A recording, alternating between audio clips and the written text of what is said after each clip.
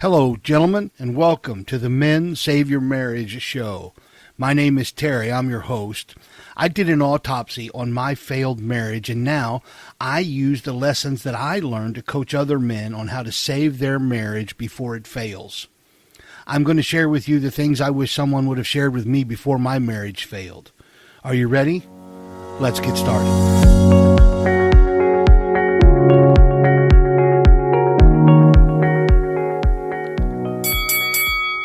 Hello, gentlemen, and welcome back. Welcome into the Men Save Your Marriage show. My name is Terry. You know that I'm your host. You just heard the bell, guys. You know what that means. That means that we are back in the ring. We are in the Lead the Way series. And today we are in episode 5 of this series, episode 56 of the Men Save Your Marriage show. And this entire series is a blueprint for men who are ready to lead their homes and marriages and lives with clarity, purpose, and unwavering presence. So are you ready? If so, as I just said, we're back in the ring. That means we're here to fight, guys. We are here to fight for your marriage. So these 10 episodes for this Lead the Way series are actually from a blueprint that I built, and each one of these are a leadership law that I have kind of framed around marriage and around how to build men out and how men build themselves out to properly lead. And today's law, it might be the most practical of the 10. Today, on the Lead the Way series, in episode 56 of the Men Save Your Marriage show, we're talking about building the blueprint. That's right, how to build the blueprint, and that's what we're going to do today. You see, the truth is, most men are failing because, most men aren't failing because they're evil. Most men are failing because they're unclear, okay? Now, you can hear all kinds of things said in our society today about what men are and aren't, but the most of the time, it is my experience. Men are not bad, men are not evil, men are not any of that garbage. What they are is they are unclear. Your wife doesn't trust what you say because she doesn't know if you believe it. Your kids don't follow you because you haven't shown them where you're going. You feel stuck, not because you're lazy, but because you don't have a map. So we're going to fix that, and we're going to fix it today, right here on this episode. This episode is about designing the actual structure of your leadership, the blueprint of your leadership, the one your wife can feel, the one your kids can follow, the one your future self will thank you for. That's what we're here to do today. So if you're ready, we're going to jump into this, shall we? All right, point number 1, the cost of leading without clarity. Most men wake up and respond. You're responding to texts, to problems, to your wife's mood, to your inbox, to your boss's phone calls or text messages, or if you own a business, to your customer's phone call or text messages, your employees, what the government wants, and taxes, and this, and that, and the other, and 1,000 different things. You are responding basically to stressors all over your life. The men that respond like this wake up without a plan and wake up just responding. They aren't leading, they're reacting. Here's what happens when you don't have a clear vision. You start confusing activity with progress. You overcommit to things that simply do not matter. You let pressure dictate your priorities. It almost feels like you're always running around putting out fires, kind of a thing. You feel busy, but your marriage stays cold. If you don't know where you're going, why would she follow? Clarity doesn't mean having every answer. It means having a direction, a mission, a filter for your decisions. Understand, a blueprint is not perfect, but it is intentional. And women can feel the difference between a man who is floating and a man who is forging. And if you feel stuck in your marriage, it may be because you haven't built something she can walk into. And I want to help you fix that. So we're going to build your personal leadership blueprint. We're going to get very tactical here. And after this episode, if you need to see this written down, as I've told you before, you can find this in the show notes. Point 2, building your personal leadership blueprint. To build your blueprint, you're going to need to clarify 4 foundational pillars. Okay? Number 1, Who are you becoming? We've talked at this at great length about the man you see yourself becoming down the road. I even challenged you as recently as last week. When you respond, one of the things that you need to think about, how would the man that I am becoming, how would he respond? How would my future self respond to this stressor, to this rejection, to whatever it is you're feeling at the moment? One of the ways that you can work on eliciting the right response and actually responding rather than reacting is to ask yourself, how would my future self respond in this instance? So the first one, this first foundational pillar, is who are you becoming? Not who have you been, not who she thinks you are, but who you are becoming. Because you need to see yourself as the man who, I'm becoming a man who leads with clarity, not emotion. I protect the tone of the home and the culture of my home. I pursue my wife with purpose, and I follow through on everything that I start. This is how you work to become that man you want to be in the future. This is also who you need to look to when you respond. So in order to build your blueprint, you're going to need to clarify, who are you becoming? And you need to write this out. You need to declare it. You need to own it. And you need to speak it to yourself every single morning when you start your day. This is the guy that I'm becoming. This is who I am. This is how you grow.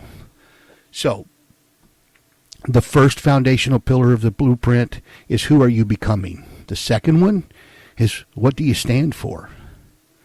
These are your values, your non-negotiables, your personal leadership code. Let me share with you a few examples. In this house, we speak with respect, even when we're frustrated. Or maybe we lead ourselves before we try to lead others. That's a good one, right?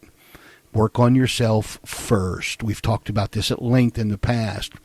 Or maybe we do hard things without whining. These are the kind of things you want to teach your children. These are the kind of things that you want to hold yourself accountable to, because then you know what you stand for, and you know what you're passing on to the next generation. You know what kind of culture you're creating in your home. You know what kind of structure you want and how people talk and how people respond. Oh, here's another one. We finish what we start. Okay?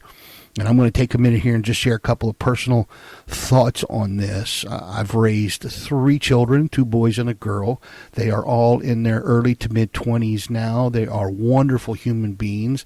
I have been ridiculously blessed by God. But there are a few kind of non-negotiables that we absolutely mandated in our home. One of those, that especially with my 2 boys, because I noticed early on it's easy for a boy to get sidetracked, and he can show up late, or it's just guys, especially young boys, right? One of the things I have pounded in their head, if you read into one of my 2 boys, these grown men on the road in the street, and you ask them, one of the things they would say their dad always taught them, and I taught them, I said this 1,000 times at least, right, was being early is on time, and being on time is late. And I taught them that if you will simply adhere to this, be early, not on time. If you're early, you're on time, and if you're on time, you're late. If you got to be there at 5, be there at 5 minutes of or 10 minutes of. Don't get there at 5. If you get there at 5, you're late. That's a mentality. And I taught him, you always stand up to shake a man's hand and look him in the eye when you do it. Those little details separates them now. My oldest is 25 and the younger one is 21. It separates them from most of their peers. Little things like this make a difference. So, I guess I want you to answer for me. What do you stand for? What are your values? What are your non-negotiables? That was just an example of one that we used in our home. What is your personal leadership code? These are foundational pillars. 1, who are you becoming? 2, what do you stand for? These are the things that you have to know to build out the blueprint for your leadership, for your life, and for your home. You need to make this list visible. You need to frame it. You need to speak it over your family out loud, and you need to teach it to your children. This is how you lead, gentlemen. And this is another one of your foundational pillars. And the third one, where are you leading your family? Your wife needs to know. She needs to know what you see. Your kids need to hear where they're going. So here's how I want you to do this. If you've never asked yourself this question, where are you leading your family? This is a foundational pillar. And here's how you're going to start if you've never done this. I want you to start with the next 90 days. What are you doing to rebuild your marriage in the next 90 days? You're listening to my voice right now because your marriage is struggling. So what are you going to do to rebuild your marriage in the next 90 days? And you need to write this stuff down. What does a win look like in fatherhood? If you have children at home, regardless of how old they are, what does a win look like? What's a 90-day win look like for you right now? For some guys, it's just drawing closer to their, like me, it's just drawing closer to my grown children as friends. Okay? We've kind of gone through that fatherhood phase, and now we're friends. My boys are golfing buddies with me. We want to hang out. We want to spend time together, right? So, what does a win look like in fatherhood for you in the next 90 days? And then what's the financial or faith goal? What's both of them? What's the next financial goal? What's a short-term financial goal you got for the next 90 days? And then what's a faith goal? Are you, have you been to church lately? Are you going to church consistently? Are you spending time reading your Bible? Are you spending time praying? Whatever your faith is, are you actively pursuing in your faith? Answer these questions for me, gentlemen. And then here's the last one I'll offer up as a suggestion for the next 90 days. What is your household rhythm? This is where I'm asking you and challenging you. What are the hard things you've been putting off? What are the hard conversations you've been putting off? What are the things you haven't wanted to do? This is where you set the frame. This is where you set the culture. Remember, you are the thermostat, not the thermometer. So you need to design and set the household rhythm. And I know that because you're listening to a show about struggling marriages, your household rhythm is not everything you want it to be or where you want it to be. So what can you do in the next 90 days to change it? Back to the original question for this foundational pillar. Where are you leading your family? This is one you need to answer, and these are just examples. All of this, guys, is in the show notes. You can get all of this. Answer these for yourself. This is how you grow. This is how you become the kind of leader you want to become. So you take all this information and these questions I just asked you from the third pillar, and you paint a picture. By, let's see, by June 1st, we're having one family dinner per week, one date night per week, and I am pursuing her every day with presence, not pressure. My presence will be the way that I will pursue her. Some days it may just be dropping off a card. Some days it may be a little bit longer hug than normal. Some days it may be intimacy. Some days it may just be helping her around the house. Let me take that laundry out of the washer. Hey, I threw that laundry in the dryer for you. Or, hey, listen, I'm going to the kitchen. Do you need something? Let me refill your coffee for you. This is how your presence begins to change the atmosphere in your home. This, gentlemen, is vision. So, you've got the first three foundational pillars. Who are you becoming? What do you stand for? And where are you leading your family? And the fourth one, how will you reinforce the vision? You see, vision dies in silence. It must be spoken, it must be acted out, and it must be shared. So, I would suggest you start like some kind of a vision reset regularly. I happen to do mine on Sunday. I do a Sunday vision reset. And I reflect. What did we build this week? I think about connection. Share your love and leadership openly. Or reset. Declare where you're going next. This isn't control. This is clarity. And it's the most attractive, stabilizing thing you can bring into your home. So, these are the four pillars. Ready? Let me go through them one more time. Again, you can find this in the show notes. Who are you becoming? What do you stand for? Where are you leading your family? And how will you reinforce the vision? Do you talk about it often with your kids? Do you talk about it often with your wife? And reflect and spend time, maybe do a regular check-in on a reset. What did we build this week? Did we build connection? Did we spend time together as a family? Did we build anything in our faith walk? And then reconnect. Share your love. Share your leadership openly. Spend time with your children. Spend time with your wife. Pursue her. And then reset. Declare where you're going next. This is what we did. Hey, we made a little progress here. We're going to work on this next week, or we're going to do that next week. Again, this isn't control. This is clarity. And this is the absolute most attractive thing and most stabilizing thing that you can bring into your home. All right, those are the 4 foundational pillars. Now,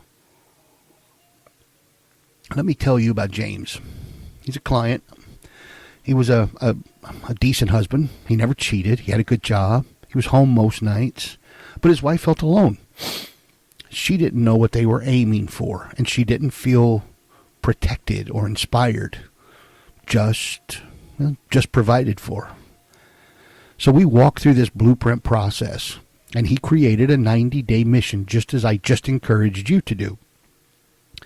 He was going to rebuild weekly connection through scheduled rhythms. He was going to purposely find ways to work on the rhythm and the culture in their home. He was going to initiate one pursuit action every day. Again, I've used this example before, and I've talked about, let me move the clothes in, from the washer to the dryer. Here, I'll throw that laundry in, or let me help you pick this up, or let me do all kinds of different ways to pursue her.